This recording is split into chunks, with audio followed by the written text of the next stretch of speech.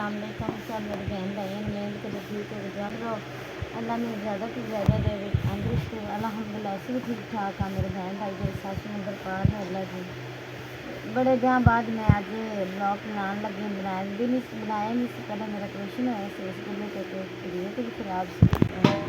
अल्हम्दुलिल्लाह साढ़े घर बेबी आया तो इस तरह सुता है तो मैं आखिर चलो अज मैं अपने बहन भाइयों को छोटा जो ब्लॉग बना के आदे प्यारे प्यारे जो मेरे बहन भाई हैं सात समुंदर पार अल्लाह मैं उन्होंने ज़्यादा तो ज़्यादा दे तंदुरुस्ती दे इंशाल्लाह मैं वह होगी थोड़ी सैट होगी तो इंशाल्लाह मैं अपने बहन भाइयों के प्यारे प्यारे बहनों भाइयों ने ना ब्लॉग बना के विखाया करांगी इस तरह ब्लॉग बनाना तो मैं माजरत करनी आधे वीरिया तो एक बहना तो इसलिए मैं ब्लॉग नहीं बना सकती क्योंकि मेरी तबीयत खराब है मैं काम नहीं कर सकती तो अल्हम्दुलिल्लाह जल्दी जल्दी ठीक होवांगी ना फिर ऑपरेशन होया ना इस गलों फिर काम नहीं होता तो फिर मैं हौली हौली काम शुरू करना इंशाल्लाह मैं अपने बहनों भाइयों ने